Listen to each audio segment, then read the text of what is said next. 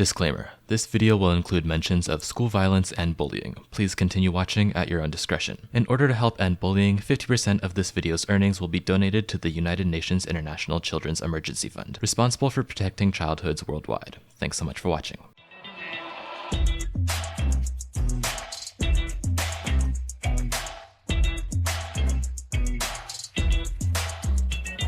Whenever a K-pop idol leaves their group, it's usually a pretty big deal. The nature of K-pop and its culture makes people get used to and attached to groups in the form they are first introduced to them in. So when one of those members leave or get kicked out of a group, it changes how people view them forever, really. Thankfully, this doesn't happen too often, and most groups keep their original lineup from debut until disbandment. However, recently people have been noticing a discrepancy with this. I don't know how many of you have noticed, but there's been a sort of phenomenon going around in K-pop that has happened in almost every case where it could happen, and this is a phenomenon known as the 6-member curse. The 6-member curse is something that applies to a relatively large amount of 6-member K-pop groups where at least one of them has left the group permanently. And since so many really popular groups have experienced this, it's become a pretty hot topic of discussion. Of course, not every 6-member group has lost a member, but even for me, I've become a little bit anxious over some of my favorite 6-member groups after seeing what's happened to others. In today's video, I'll be going over a few prominent groups that have experienced this curse and share some information as to what happened to them and the member that left. Oftentimes, there is a level of controversy or even criminal allegation tied to the former members of these groups, so I also want to add that I won't be sharing any personal bias in this video, or at least will be doing my best not to. And to demonstrate this, I'll share arguments that people have both for and against these former idols. There are also going to be a few links in the description down below where I got a lot of the information that I used to make this video, so if you want more context, please feel free to go check that out. At the end of this video, I'm also going to be talking about one group who I think beat the curse, and this entire video is going to be separated into different sections based on what group I'm talking about, so if you want to skip ahead, feel free to do that too. Last thing before we start, make sure you follow me on my newly made Instagram account. I used to be only on Twitter, but now that man owns the website, we're switching to Instagram. So the link to my page will be in the pinned comment down below. Or you can just look on the screen. As you can see, my @ is PlanetMinJ, but no space. Alright, this intro has gone on long enough, so without further ado, let's talk about the first group.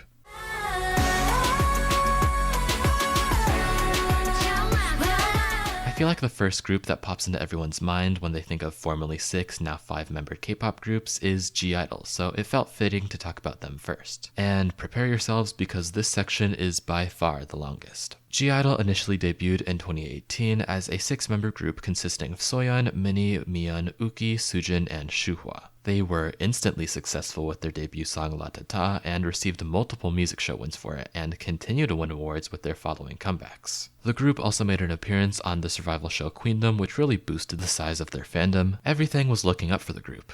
That is, until 2021. For those who don't know, shortly after the release of I-dle's song Hwa in January of 2021, now former member Soojin was accused of school bullying by alleged middle school classmates of Soojin's on the social media platform Pan. A little sidebar, if you haven't already, I really recommend watching this video I made that's in the top right corner, where I talked about the nature of Pan as a social media platform and why it's not the most trustworthy, but anyways. The most serious accusations against Soojin were of actions such as stealing, verbal harassment, and slapping others by an alleged victim who shared a KakaoTalk screenshot where they shared their experiences with their sister as proof. However, there wasn't any definitive evidence against Soojin, and the most evidence that most people had of their relationship to her were pictures of their school diplomas or other documents that prove they went to the same school as her. After these accusations, news sources started to report on the scandal, and it became more widely known among K-pop fans and the general public in Korea, which only increased the urgency for Soojin's company Cube Entertainment to resolve the issue. So, not long after, Cube released a statement denying the rumors and said they would take legal action against people who spread false rumors. This made people start to move past the controversy, and things were looking up for Soojin. However, this changed after the involvement of actress So Shin-hye, who was classmates with Soojin in middle school as well. After alleged victims of Soojin brought this controversy to light and failed to be taken as seriously as they may have expected, actress So Shin-hye posted on Instagram the words, "None of your excuse." People came to the conclusion that she was calling out how Soojin seemed to be getting out of her controversy with little repercussion, since the two did go to middle school together. However, Shinae did not elaborate on her post right away, and her management continued to say that they were looking further into the situation for more information before they would make a statement. In the meantime, the alleged victims explained and elaborated on their accusations against Soojin, now adding details about Shinae and how Soojin would badmouth her by calling her ugly, among other things. Though, as the number of accusations increased, the amount of evidence did not. But, in all fairness, neither did any evidence proving her innocence. Apparently, Cube and Soojin also met with one of the alleged victims, however, no progress was made after the victim asked for an apology, and apparently Soojin said she could not apologize since she doesn't remember doing anything she was accused of. After this, Soojin released a statement herself online defending herself against the accusations. You can find the full statement in a link in the description. However, the most important takeaway from this statement is when Soojin said, "If it turns out that I did something wrong, then of course I will take the punishment given and leave the group." Meaning that if she was proven guilty, then she would voluntarily depart from I-dle. Then, Shinae, after about a month of her initial post going up, made a statement against Soojin, which detailed the alleged gossip that Soojin spread against her during middle school. But, once again, there was little evidence proving or disproving these allegations. Despite this, with the conflict now being between two celebrities, people online were quick to take the side of either Soojin or Shinae, taking the words of whoever's side they were on as fact and arguing online, inadvertently raising the awareness of this case and making it reach the screens of millions of people worldwide. This also made more people conscious of the lack of evidence in this case, and since people typically believe the victim when there's no definitive proof, the hate against Soojin only increased. Though I will say that many hardcore I-dle fans also sent really nasty hate to Shinae as well. However, to most people who became aware of this case, Soojin increasingly looked like the bad guy as more time went on, with the cries for Soojin to leave the group becoming so numerous that even though Cube initially went silent on the issue, eventually on August 14th of 2021, it was announced that Soojin would be permanently leaving I-dle. With the announcement of her departure, no further context on the controversy was added, as there were legal investigations ongoing that had not yet been resolved, but news on the results of these cases came to light in September of 2022, over an entire year later. On September 8th of 2022, Soojin's legal representative said that Soojin had been found not guilty of the accusations against her, despite being punished as if she was guilty, and had actually been a victim of bullying by her peers instead. So, though she was declared innocent, she was still removed from her group, had her career taken away, and her reputation has forever been tarnished for actions that she was found not guilty of, which I would say is mainly due to people's tendency to speak on things that they're not fully educated on, and the huge hate trains that were created because of this. Interestingly, despite Soojin's controversy making the group take a relatively long hiatus with no official comebacks in 2021 besides I.O.I, when the group eventually did come back in March of 2022, they seemed to come back even stronger and with more support than ever before.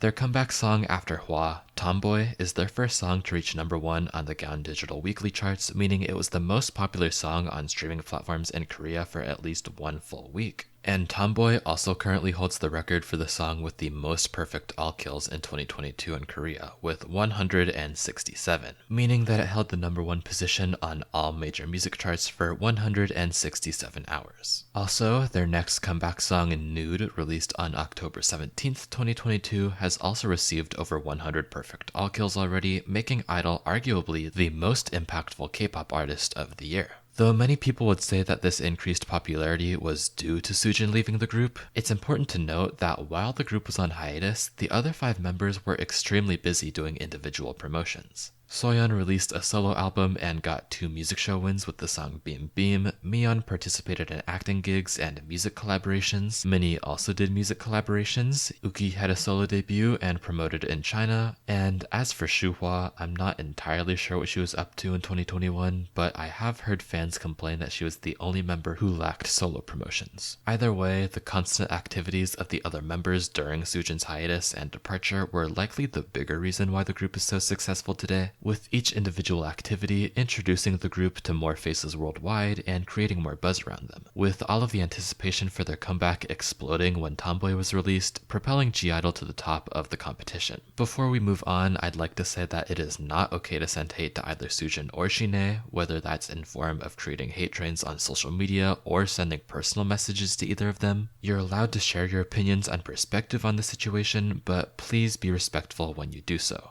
Anyways, on to section number 2.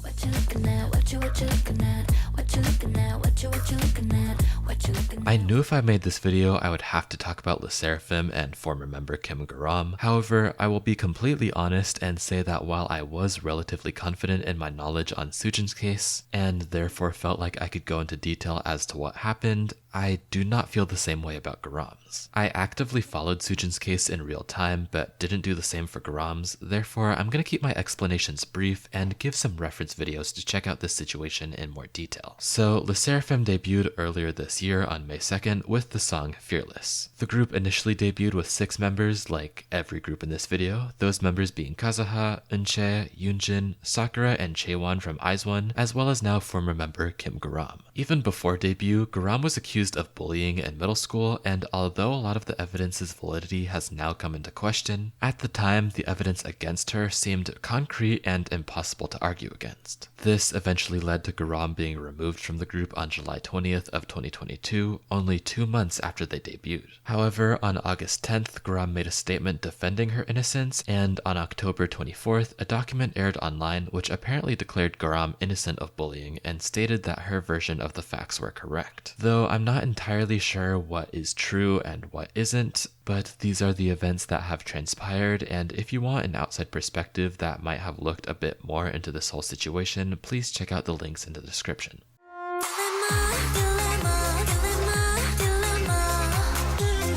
So next up we have a group whose former member thankfully does not have any scandal surrounding their departure, and that group is APINK. Although, despite not having any controversy, the story behind APINK turning into a 5-member group from 6 is rather unfortunate. Initially, APINK actually debuted with 7 members on April 19th of 2011, with members Namju, Eunji, Bomi, Chorung, Hayoung, and now former members Naeun and Yukyung. And they were active as 7 until April of 2013, and as 6 until April of this year, 2022. Which means that most of the members had all been active together for almost 11 years. They've released around 20 singles, have sold hundreds of thousands of albums, and have cemented themselves as one of the most impactful K-pop groups of all time. Like, you can't really be a K-pop stan and not know who APINK are. Over time, the group has solidified a pretty decent-sized fan base who love every single one of the members. I don't know too much about APINK's former 7th member Yukyung, however, I don't think most people do, as she left relatively early in the group's career, and before the release of their most iconic songs, No No No and Mr. Chu, which propelled them into the mainstream. Therefore, most people who know APINK know them as 6, which is fair considering that's the number they've been at for a majority of their career. The beginning of Naeun's departure from APINK begins in 2021, when 5 of the 6 members decided to renew their contracts with IST, formerly known as Playam Entertainment. Naeun was the one member who did not renew her contract, due to her signing with YG Entertainment under their actor division in order to pursue her acting career. However, it was said that Naeun would still be able to be part of APINK for group activities. We did see this statement come to fruition when Naeun participated in APINK's most recent comeback, Dilemma, released in February of 2022. But due to scheduling conflicts between YG and IST, Naeun was only in the music video and did not participate in any of the music show stages. And besides an occasional TikTok or two, Naeun was not present for Dilemma's promotions whatsoever, which raised fans' concerns regarding Naeun's future in the group. However, things seemed to go fine throughout February and March. The group won a music show award for Dilemma, and things went smoothly as promotions for the song ended. And as March came to a close, the group seemed solid to hit their 11th anniversary as 6. That is,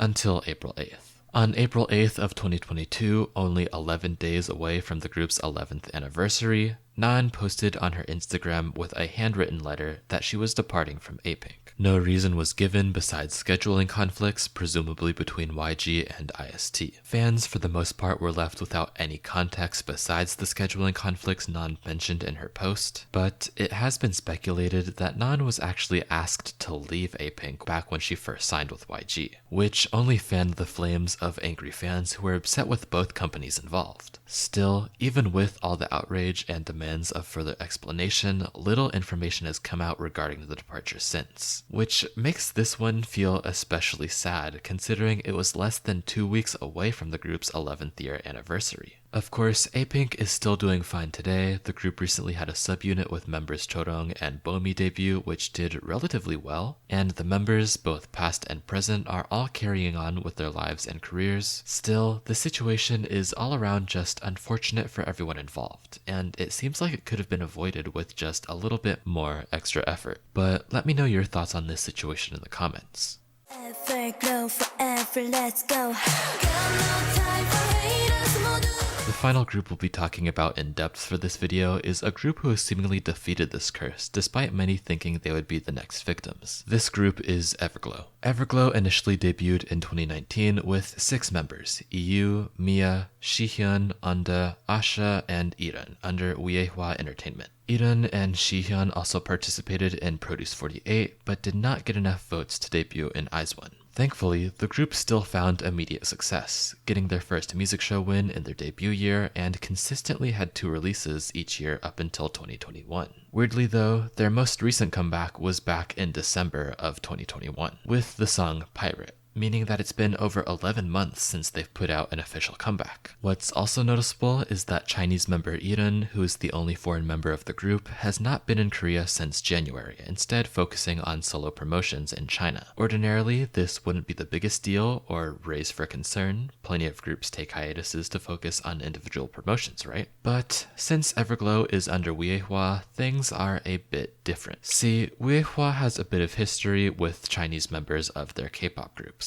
with the most noticeable instance of this being WJSN. See, most of you probably know WJSN as a group managed by Starship Entertainment, but you may or may not know that VIVIZ manages 3 members, those members being Cheng Xiao, Zhuani, and Meki. Notice I didn't say former members, but the 3 of them have been inactive from WJSN since 2018 to focus on individual activities in China. And when I say this, I mean they have literally not participated in any of the group's comebacks or done any promotions with the group since 2018, despite still technically being a part of the group, leaving most fans of WJSN to essentially view the 3 of them as former members. And since these 3 members and Everglow are managed by the same company, many people were scared that the same thing was going to happen to Yiren. While Yiren was promoting in China, the rest of Everglow's members have had group activities, performing at festivals and joint concerts, acting as if business was going on as usual, and seemingly transitioning into a 5-member group seamlessly. To add on top of this, Yiren also had a solo debut in China, which is a pattern that also happened with WJSN's Chinese members, who also had solo debuts when they promoted in China. So questions started to rise regarding whether or not Yiren would ever come back to the group, and if Everglow would be the next victim of the 6-member curse. But during September of 2022, on live broadcast, Yiren announced that she would be returning to Korea to come back with Everglow. And this announcement has been followed up on when Yiren was seen back in Korea at the airport on November 8th, only a couple of days ago. This is all essentially confirmation that Everglow will soon begin preparing for a new Korean comeback as a 6-member group, meaning that they won't be the next victims of the 6-member curse.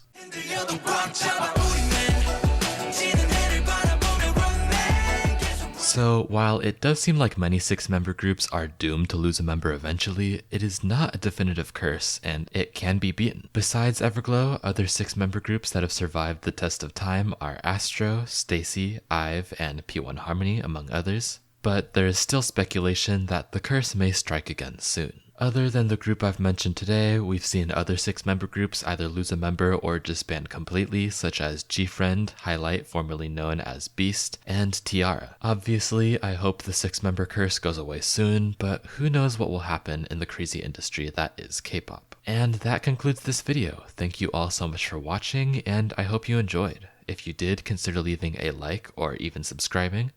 And if you want to follow me outside of YouTube, please consider following me on Instagram as well.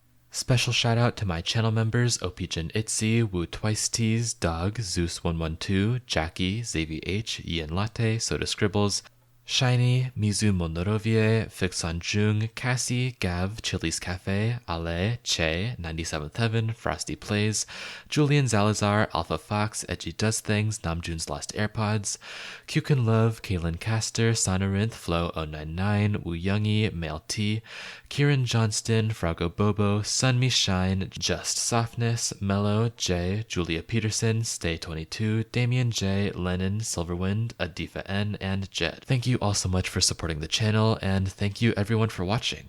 And without further ado, I'll see you all in the next video. Peace out.